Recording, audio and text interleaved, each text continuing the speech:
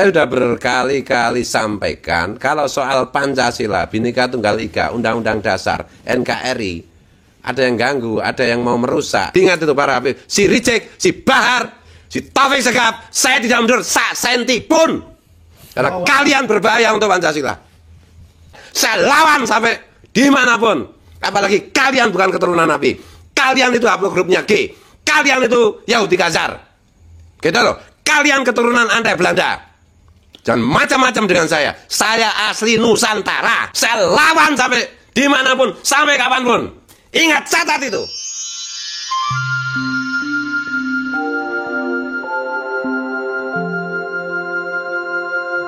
Assalamualaikum warahmatullahi wabarakatuh. Waalaikumsalam warahmatullahi.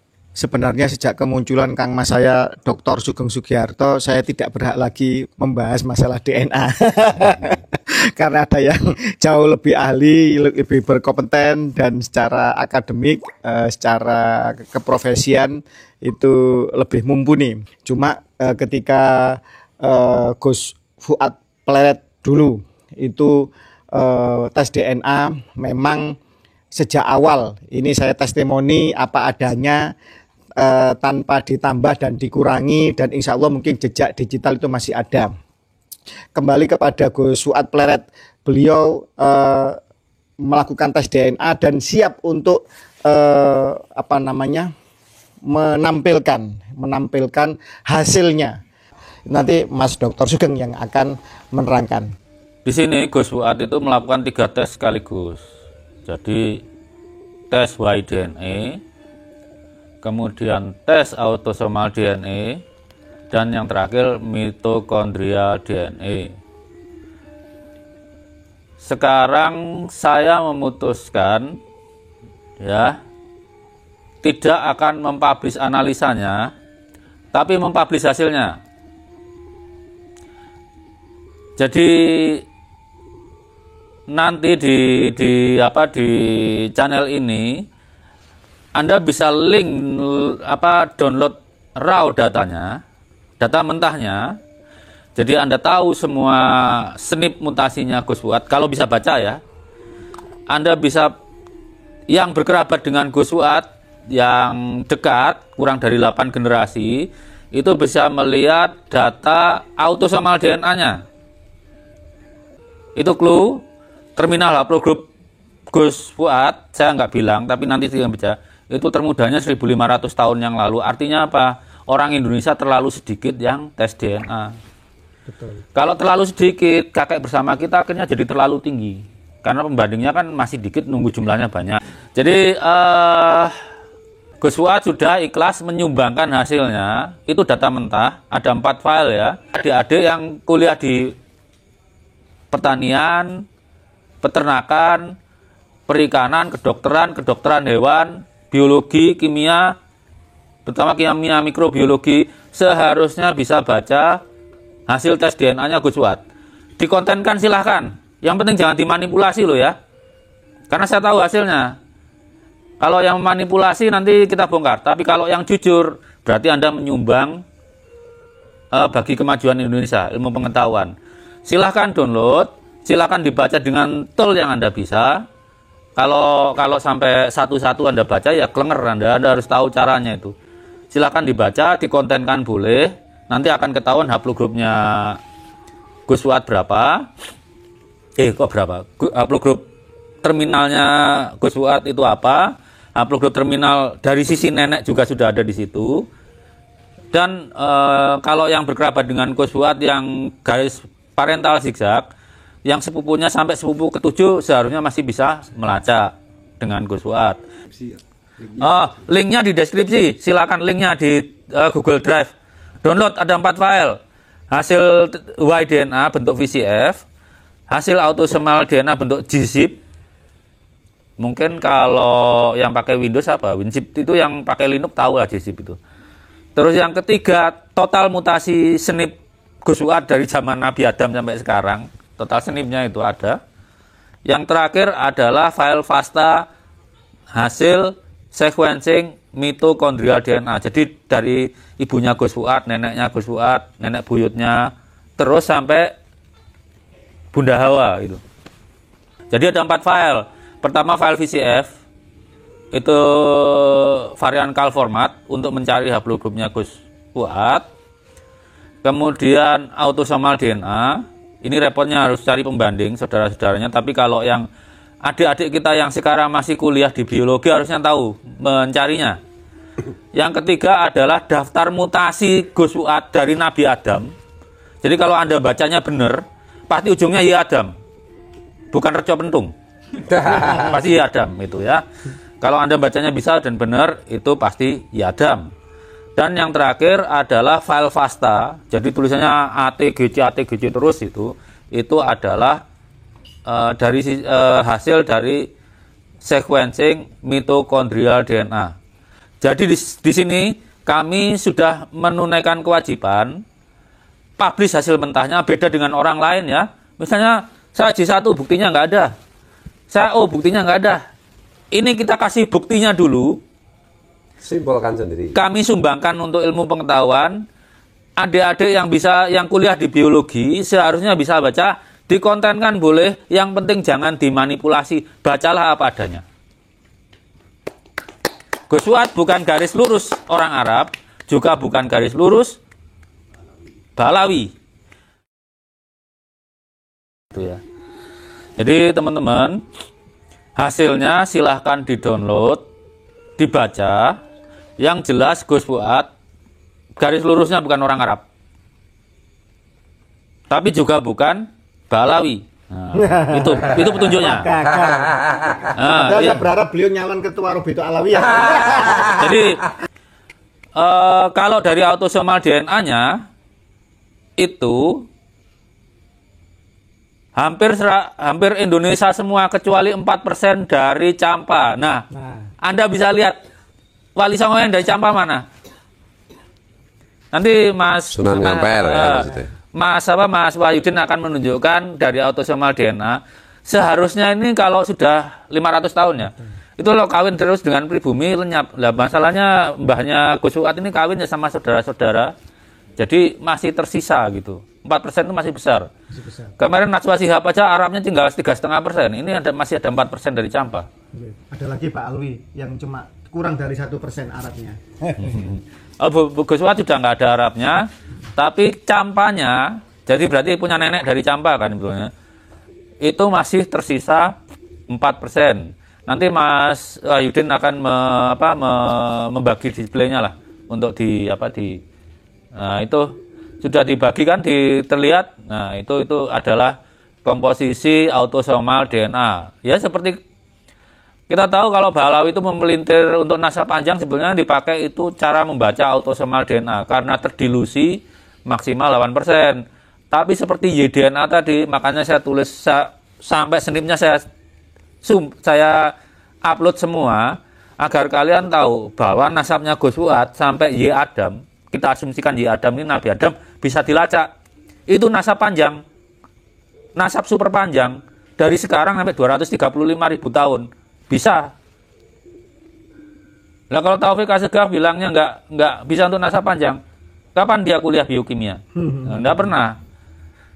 Jadi mungkin yang semua udah tahu ya, kalau anak-anak yang kuliah di biologi itu banyak mengetahui DNA itu pertama dari mata kuliah biokimia. Itu aja dari saya. Hari ini sudah dipublish hasil mentahnya. Haplogrupnya silahkan dibaca. Kalau nggak bisa baca, bisa sewa profesional. Tapi ingat, profesional di luar negeri itu setahu saya biayanya $47 per jam. Jadi kalau mau baca, minta aja adik-adik S1 itu bayar 700.000 dong, bacain, bagi-bagi rezeki gitu loh. Bacain hasil tes DNA-nya Gus Fuad, bayari 700.000, kebaca semua itu. Itu saya rasa. Kalau ada bertanya silakan. Saya itu ada darah Kalimantannya, enggak ya? Oh ada, 10% Kalimantan Selatan. Ya, 10% Kalimantan Selatan ya. Ya sisanya Indonesia, tapi enggak cuma sampai Sulawesi. Sulawesi ada juga ya? Ada, Gus Fuad itu dari Sumatera, Jawa, Kalimantan paling besar juga Kalimantan Selatan, kemudian Sulawesi, dan 4% dari Campa. Ya kalau sekarang kan Vietnam, Kamboja, Laos itu ya, ya itu Champa lah. Kalian udah tahu lah wali mana yang dari Champa, yang ibunya Champa. Tuh, karena kakek neneknya Gus Wat ya kawin sama Gus sama Ning itu. Jadi yang harusnya udah terdilusi habis, ternyata tetap diwarisi sampai sekarang. Cuma memang nun sewu, dari Bani Mataram ke Demak terus Majapahit ini kan melalui Putri Champa memang. Jadi kemungkinan panjenengan dari garis ibu ini ke Putri Champa, keturunan Majapahit dari Putri Champa. Jadi itu. Betul. Gus Suat Pleret jelas adalah keturunan dari Bani Mataram. Gus Suat Pleret adalah jelas keturunan dari seluruh Wali Songo yang mengalir di dalam darah keluarga Mataram. Dari keluarga kami bertiga, juga Kiai Sarip Rahmat yang sementara ini yang sering tampil di publik itu adalah dari keluarga Kiai Syihabuddin Dongkelan, Masjid Patok Negoro. Salah satu dulu penghulu atau bahasa gampangannya itu Mufti Agung Mataram Islam, Menteri Agama Yogyakarta, Ngayogyakarta Hadiningrat pertama di era Hamengkubuwono pertama. Terkenal beliau adalah keturunan dari Sunan Ampel. Punya istri 4, salah satunya adalah Dewi Long Ayu yang keturunan dari Sunan Derajat melalui Pangeran Pekik Adipati Surabaya yang makamnya di Banyu Sumurup, Yogyakarta, Hadiningrat. Kiai Syihabuddin sendiri tidak garis lurus laki-laki kepada Sunan Ampel karena beliau ke Syekh Rosid Kerandegan Puring yang tanggal 27 lusa adalah haulnya itu adalah melalui ibunya. Oke, pahami ya. Jadi Kiai Syihabuddin keturunan Ampel, tetapi tidak langsung lurus laki-laki, melalui ibunya. Yang itu adalah putri dari Syekh Rosid Kerandegan Puring, Petanahan di Kebumen.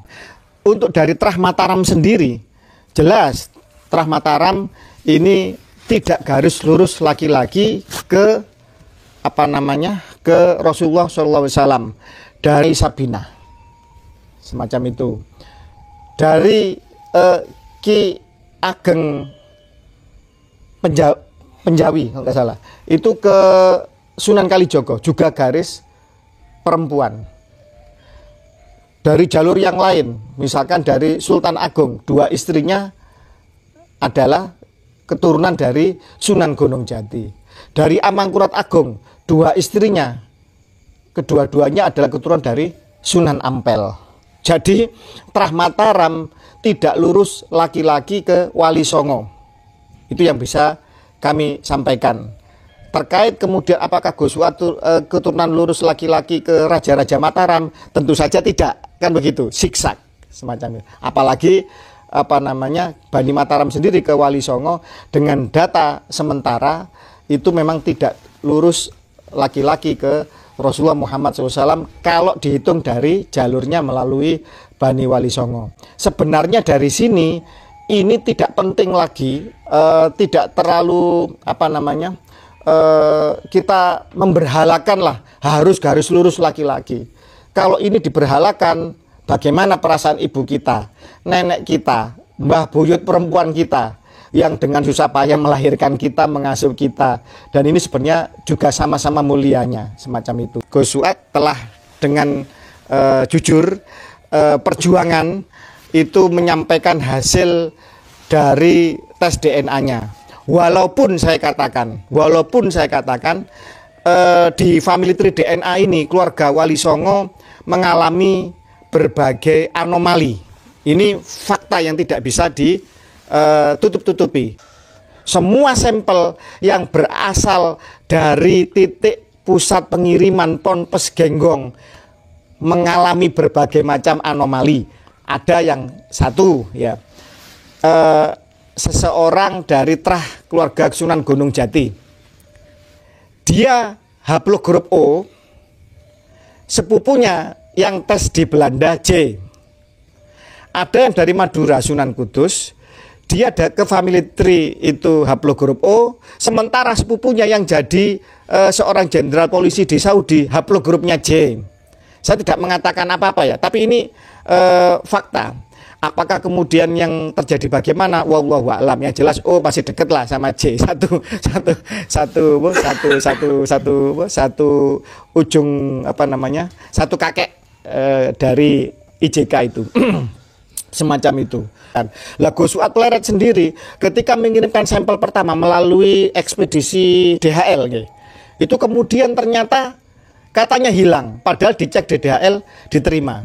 Yang kedua, kemudian mengirimkan lagi sesuai dengan permintaan mereka melalui ekspedisi FedEx ya.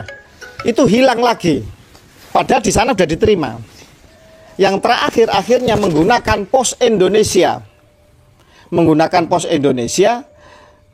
Di sana kemudian diterima juga sama kerjasama antar BUMN mungkin. BUMN Pos yang di Amerika baru diterima. Dan kemudian terjadi statementnya di Family Tree itu adalah apa namanya diuji di dalam lab. Tetapi ini lama sekali, proses ini lama sekali. Lah semacam itu.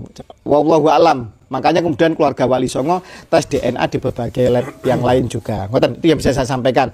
Tes DNA di keluarga Wali Songo ini sebenarnya adalah ide bersama yang kemudian pertama kali dijalani oleh Ketua Umum Nakoba Ansab Aulia Tis'ah Kiai Haji Ilzamuddin yang waktu itu sebenarnya saya menyarankan untuk tes DNA langsung ke Nakoba Yordan sekalian isbat nasab. Cuma karena katanya Kiai Ilzam Ba'alwi atau para Habib ini gagalnya open posting kan, meledaknya kan di Family Tree DNA yang berada di Houston, Texas, Amerika, maka lebih baik kita harus apple to apple dek gitu kan. Ya udah kan begitu. Cuma ya karena seperti itu ya sudahlah. Karena memang kita melawan peninggalan-peninggalan purba garis paternal. Setelah kita melakukan tes DNA memang ini menjadi ketauladanan, menjadi suatu contoh besar di negeri ini bahwa kita Bani Wali Songo yang konon adalah keturunan dari Rasulullah baik jalur Sayyidina Hasan maupun Sayyidina Husain, dan kemudian ingin tertib bahwa apakah benar kita ke Wali Songo adalah keturunan lurus laki-laki sebagaimana selama ini para habaib klan Ba'alwi mengklaim dirinya keturunan lurus laki-laki dari dirinya hingga ke Imam Husain. Lah Bani Wali Songo sebenarnya tidak terlalu mengglorifikasi masalah keturunan lurus laki atau perempuan karena nasab lurus laki atau nasab melalui ibu kita sama mulianya di sisi Allah, tidak ada pembedaan. Untuk kurang lebihnya itu yang bisa saya sampaikan informasinya. Yang jelas Gus Suat adalah yang jelas mengalir darah Rasulullah di dalam dirinya sesuai dengan statement kita selama ini. Iya. Apakah kemudian garis lurus laki-laki atau perempuan itu tidak penting. Terima kasih. Wallahul muwaffiq ila aqwamit thoriq. Wassalamualaikum warahmatullahi wabarakatuh. Waalaikumsalam warahmatullahi wabarakatuh. Bagi saya itu ya semua itu harus kita syukuri, kita rayakan. Kalau di hikam itu kan Tuhan sudah memutuskan menciptakan kita aja, itu sudah satu alasan yang lebih dari cukup untuk kita bersyukur kan gitu.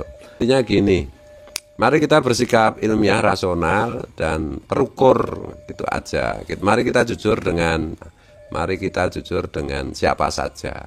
Hanya dengan cara seperti itu kita itu bisa menjaga negara kita, bisa menjaga bangsa kita dan seterusnya.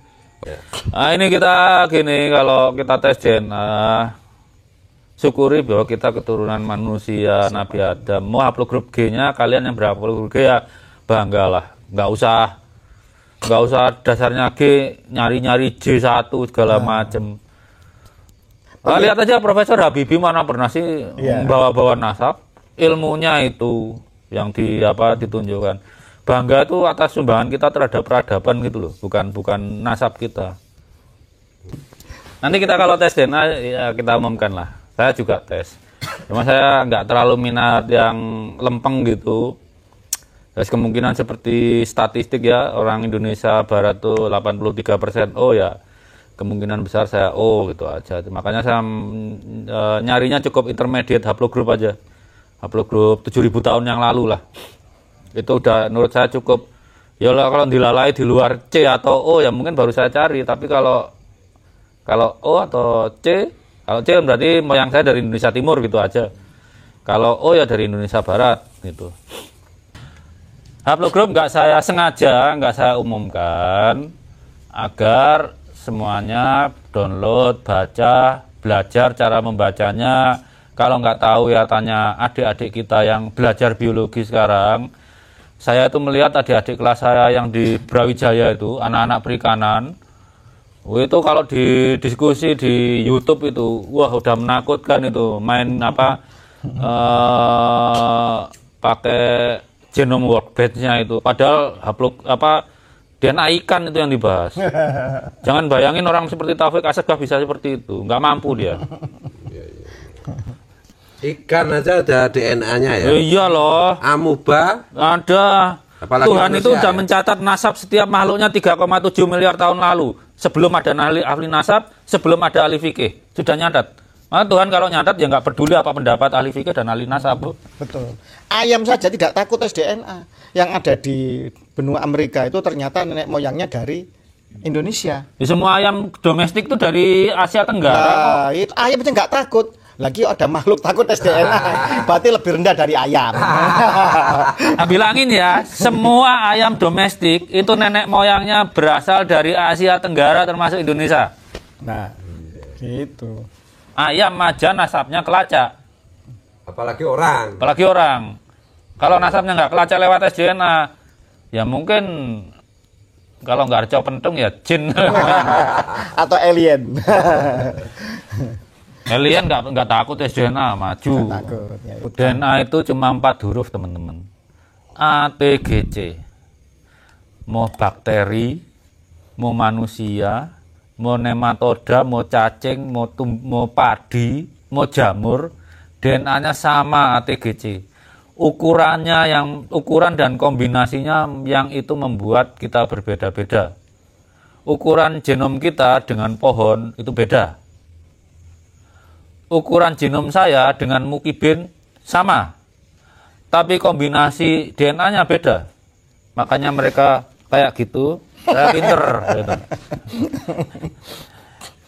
Sebenarnya bukan masalah beda atau enggak, pilihan. Oh ya. Mereka memilih bodoh, ya panjenengan memilih untuk belajar, untuk ilmiah, kan begitu.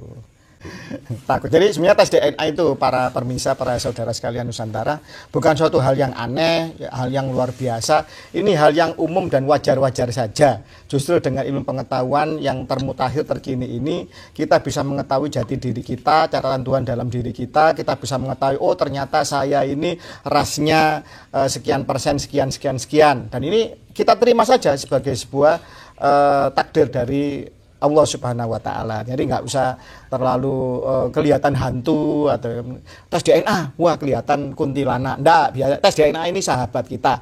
Kita bisa mengetahui, bisa jati diri kita, leluhur kita dari garis ayah, garis ibu, maupun perpaduan-perpaduan dari ras yang ada dalam diri kita dari campuran nenek moyang di masa silam. Jadi itu saja. Dan untuk tes DNA ini seperti di dalam yang sering disampaikan oleh Bu Herawati Sudoyo di dalam berbagai macam edukasinya, manusia Indonesia keragaman ras genetiknya ini penting untuk kemudian menunjukkan bahwa kita benar-benar berbhinneka tunggal ika. Kita untuk kesetaraan, untuk kebersamaan bangsa ini, semua ras, suku, agama, keyakinan ini setara di hadapan kebangsaan ini. Jadi gitu, tidak boleh ada satu ras yang merasa lebih mulia, lebih tinggi. Ini musuh kita bersama. Lah ini klan Ba'alwi Habib ini kan merasa dirinya rasanya lebih tinggi, lebih mulia. Katanya membawa darah Nabi, ternyata Yahudi Khazari kan, ini kan seperti itu ya. Maka yang turunan Nabi pun kalau dia merasa lebih mulia, ini justru melawan ajaran Nabi itu sendiri. Yang asli pun ini harus dilawan karena ini tercela, ini hina perbuatan merasa ras paling mulia. Apalagi ini palsu, apalagi ini tidak terkonfirmasi secara ilmiah, tidak batal kan begitu.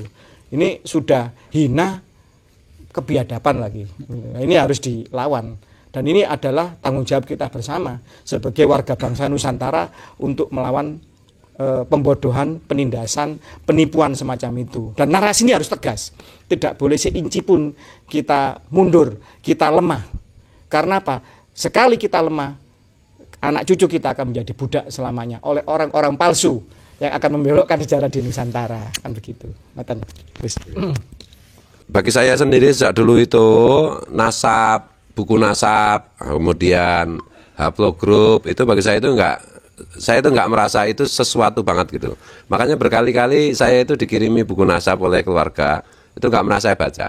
Saya itu malah jadi paham garis keturunan saya gara-gara ketemu saudara saya Gus Fakih. Seandainya tidak ketemu Gus Fakih saya tidak tahu. Meskipun secara umum saya ngerti lah saya keturunannya apa Kiai Sihabudin, Kiai Nuriman, ke Sunan Giri, ke Sunan Gunung Jati, ke Sunan Kalijogo, ke Sunan Ngampel, tapi ya Sunan Derajat.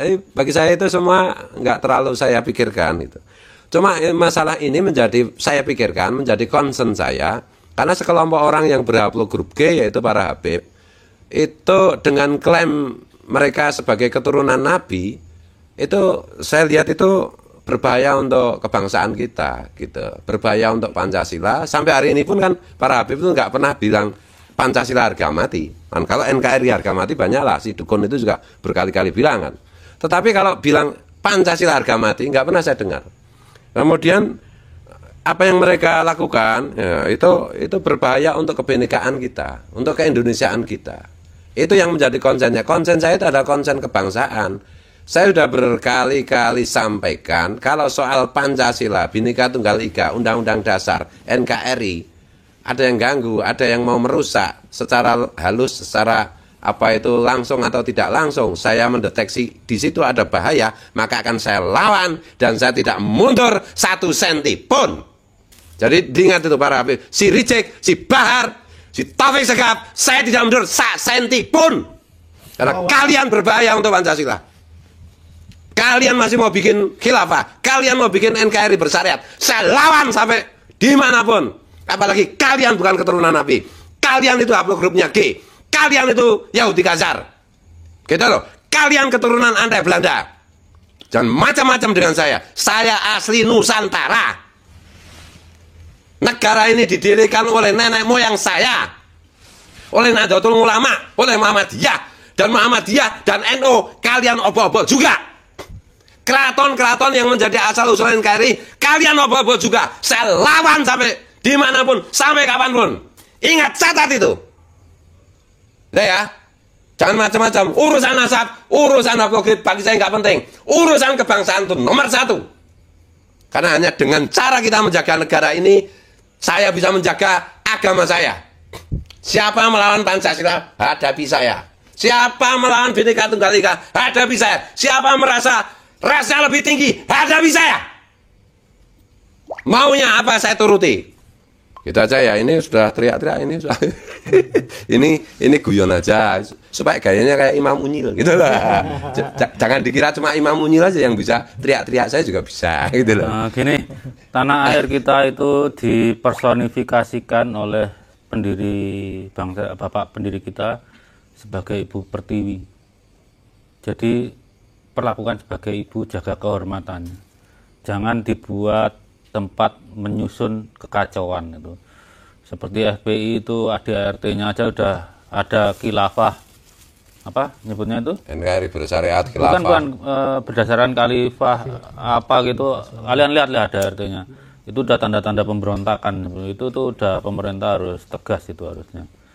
Jadi ingatlah saudara kalian pernah melakukan hal yang sama, yaitu DNA edit, yaitu Musa al-Munawar, yaitu si Barak-Bah itu habis. Kalian mau coba-coba mengulangi lagi? Ingat itu baik-baik. Aku nggak main-main kalau soal Pancasila. Aku nggak main-main kalau soal Bhinneka Tunggal Ika. Itu ya. Hei para Habib, kalian makan dari bumi Nusantara. Kalian minum dari airnya Nusantara.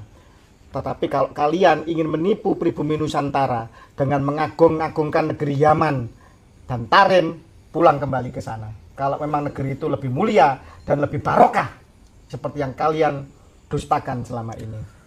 Ini saudara-saudaraku Balawi ya. Saya masih menganggap kalian saudara. Kalau bukti ilmiahnya bukan keturunan Nabi ya sudah. Toh nasab kalian sampai Sohib Mirbat itu soheh.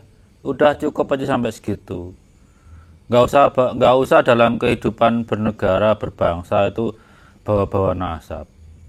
Berprestasi aja lah gitu ya. Semua anak bangsa di sini sudah banyak nyumbangkan prestasinya tanpa nyinggung-nyinggung nasab. Yang meraih medali Olimpiade kapan bawa-bawa nasab? Nggak pernah. Profesor B.J. Habibie itu nggak pernah bawa-bawa nasab. Terus ngapain bawa-bawa nasab? Jadi nasab itu tinggalan tinggalan era jahiliyah. Zaman orang Arab masih ngubur anak perempuannya hidup-hidup. Ngapain dilestarikan gitu? Oke, kalau internal keluarga nggak apa-apalah. Tapi kalau udah berinteraksi sosial, kita itu semua setara. Yang membedakan itu kompetensinya. Nenek moyang kita mengenal catur warna itu bukan bedakan orang lebih tinggi satu sama yang lain, enggak. Tapi bagaimana keahlian itu mewarnai kehidupan, karena saling melengkapi. Kalau satu negara tentara semua, yang ngasih makan siapa? Kalau yang semua petani, yang beli berasnya siapa? Itulah catur warna dulu. Itu kearifan moyang kita. Jadi tinggalkan kebanggaan tentang nasab. Bahwa nasab itu positifnya adalah menjaga kekerabatan, bukan modal untuk merasa lebih tinggi dari orang lain. Itu aja dari saya. Cuman begini, tadi yang disampaikan oleh Gus Fuad itu sangat sepakat dan harus disepakati oleh seluruh warga bangsa Nusantara. Karena apa? Selama para habaib imigran Yaman ini masih mengglorifikasi keturunan Nabi, maka pintu masuk pembodohan penjajahan spiritual dari sini. Mereka yang berlaku radikal seperti FPI, Imam Rijek dan lain-lain, mereka membagi tugas. Yang moderat masuk di NU ternyata membelokkan sejarah NU. Ternyata kemudian mendistorsi aliran-aliran torikoh, ajaran-ajaran torikoh kesufian di dalam NU. Kemudian membagi tugas lagi. Mereka yang mendekat kepada Jam'iyah Nahdlatul Ulama, Jam'iyah Nahdiyin dengan membaca sholawat-sholawat seperti Habib Syekh. Ternyata ujung-ujungnya apa? Habib Rijek gurune NU. Bayangkan. Ini sebenarnya mereka ini sedang bermain ritme, bermain irama, baik yang memakai irama keras maupun irama yang moderat. Baik mereka yang masuk ke NU maupun mereka yang menyusup ke desa-desa. Ini selama mereka masih mengglorifikasi dirinya, memakai klaim palsu, keturunan dari Nabi, maka semua warga bangsa Nusantara harus waspada bahwa ini adalah grand design besar untuk mengkooptasi dan membelokkan sejarah Nusantara. Dan nyata-nyata ini mereka juga mengobok-ngobok keraton di kami warga keturunan Mataram Islam. Di keraton-keraton, di makam-makam mereka membuat makam-makam bin Yahya, Al-Idrus, Assegaf dan lain-lain. Apa kalau bukan ini suatu perencanaan yang masif, terstruktur dan terencana? Dan itu ada perintah itu. Ada kemudian suatu makam dibelokkan menjadi Ba'alwi berdasarkan perintah dari Habib Lutfi bin Yahya. Oh, itu salah dasar itu. Kenapa makam dipalsukan? Karena mereka tidak punya leluhur di Nusantara. Bukan. Mereka nggak mampu masukin pesawat. Nggak mampu. Iya. Itu dasarnya. Jadi yang bisa dipalsukan yang gitu-gitu. Dan khusus Rizik Syihab apa pantas jadi guru NU? Dulu katanya keturunan Nabi harus tes DNA. Begitu dia tes DNA-nya yang Marga Syihab jeblok, itu mantunya bilang mengharamkan DNA. Masa orang yang mencela-mencela gitu jadikan guru? Ya enggak? Betul. Guru itu yang konsisten. Kalau dia salah ya koreksi, ngomong oke, saya salah. Sekarang malah kelayapan kemana-mana khotbahnya seperti itu. Ini mereka ini bandel sekali mereka ini dan miris. Begitu contohnya nih, ketika KRT Sumodiningrat dibelokkan menjadi bin Yahya, kemudian makamnya tidak di situ, di Semarang, kan? Mereka membuat bangunan-bangunan berhala berbentuk makam dan membelokkan sejarah. Konon itu adalah makamnya Panembahan atau Kiai Keramat Jati. Kemudian sekarang menjadi bin Yahya yang di Semarang. Padahal sudah ditegur oleh keraton. Statement juga ada, publish dari adiknya Ngarso Dalem HB10, yaitu Gusti Pangeran Yudhoningrat. Jelas dan memperingatkan, jangan macam-macam untuk membelokkan sejarah, jangan macam-macam untuk mengaku klaim leluhurnya orang lain, seolah-olah mereka adalah berjasa di dalam perjuangan di Nusantara. Karena Kak Eto Sumodiningrat ini pahlawan besar, Manggolo Yudo. Jadi di kalangan kita, Bani Trah Mataram, ada suatu semboyan,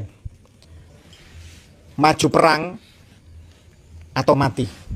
Jadi pantang untuk kalah, lebih baik mati di medan perang. Dan ini mengalir di dalam darah para prajurit-prajurit Mataram Islam. Nah, Kak Eto Sumodiningrat meninggal karena dimeriem dan tahu kelemahannya mereka yang meriem itu. Dan ini dengan gagah berani menjadi legenda di dalam kesejarahan Ngayogyakarta Hadiningrat melawan Inggris. Ini tiba-tiba menjadi bin Yahya. Nah ini kan piye maneh katanya ngomong apa ya melihat seperti ini gitu loh. Mbok ya banggalah dengan kakeknya sendiri, leluhurnya sendiri. Tiba-tiba kakeknya Habib Lutfi, Hasyim bin Yahya, menjadi salah satu pendiri NU. Kapan itu di NU ada Hasyim bin Yahya ini? Lah ini petinggi-petinggi PBNU harus sadar, dari Rois Am sampai ke ranting. Ini kita tantang terbuka aja yuk. Apa itu? Kita selesaikan masalah di Basul Masail PBNU. Oke. Baik PBNU Basul Masail mengenai nasab Ba'alwi. Bagaimana? Kita bereskan di generasi ini, nggak usah kita wariskan kemelut ini ke generasi berikutnya. Dan jangan berframing macam-macam, usuro istifadah lah macam-macam. Anda bermain framing, narasi. Ilmiah dilawan dengan ilmiah, jangan ilmiah dilawan dengan narasi. Karena narasi rentan untuk dibelokkan, disesatkan. Logical fallacy itu terjadi sekarang ini oleh mereka-mereka yang ketakutan kebohongannya dibongkar. Saudaraku Balawi yang belum sadar, kalau kalian mau berselisih tapi caranya pengen elegan, solusinya cuma dengan jalur ilmiah atau jalur hukum. Kalau jalur ilmiah ya tinggal bikin publikasi bahwa nasab kalian sahih secara biologis dan historis lewat publikasi yang di peer review ya dan terindeks seperti di Yantas Scopus, Dewa Aji atau Sinta, atau di seminar ilmiah yang diadakan kampus, bukan seminar yang di Banten kemarin, itu guyon aja yang di Banten itu, atau di Basul Masail. Kalaupun kalah di Basul Masail, kalian masih bisa melawan di publikasi ilmiah. Jadi tradisikan ilmiah, bukan framing macam-macam. DNA genealogi ini DNA enteng-enteng aja buat anak biologi. Karena apa? Non rekombinan. Yang bikin mumet kuliah genetika itu yang rekombinan malah. Jadi sebaiknya kalau kita bangsa beradab, kalau memang nggak sepakat dengan bahwa nasab kalian itu menurut kami tidak paternal ke Imam Ali, ya selesaikan secara ilmiah. Ayo kita basul masalah di PBNU atau kalian bikin publikasi yang diperiksa oleh ahlinya di jurnal yang terindeks.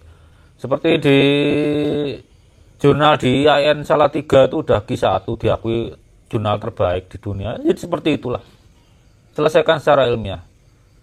Tapi kalau saya bilang bahwa kalian terbukti dengan bukti yang ada, dan saya juga bisa ngintipi saudara-saudara kalian yang udah tes DNA di Family Tree karena saya punya akun juga, itu tidak tersambung ke Imam Ali, tidak tersambung ke Nabi Ibrahim.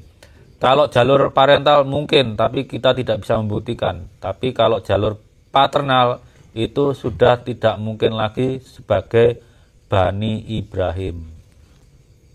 Gitu, mungkin closing statement. Monggo. Jadi gitu ya, kalian mau haplogrup G, mau haplogrup O, mau macam yang lain-lain itu terserah aja. Tapi kalau di Indonesia kalian nggak tertib, tak sikat. Kalian mau ganggu Pancasila, tak hajar. Kalau nggak bisa dibina ya terpaksa dibinasakan. Ya, untung ini Pak Harto sudah nggak berkuasa. Kayak si Ricek, kayak si Bahar, kayak si Taufik Segap itu kalau masih ada Pak Harto, kalian itu di Petrus, betul loh. Karena mau mengganggu apa itu fondasi negara kita. Tapi presiden ke depan mantunya Pak Harto. Wah ini Pak Prabowo itu bisa nggak? Khusus Ricek siap, saya ingetin Anda dokter, selesaikan secara ilmiah. Oh, dokter beneran apa enggak itu? Dokter tapi nggak ada publikasi yang terkait disertasi. Oh ya itu cuma podo karo yang itu kemarin itu. Farur. Somong aja Farur lah. Farur berani nggak Basul Masail di PBNU? Ya gitu ya. Jadi intinya gitu. Mari kita sebagai WNI warga negara Indonesia, apapun haplogrupnya, apapun rasnya, semuanya itu mari kita mengindonesia. Pancasila harga mati.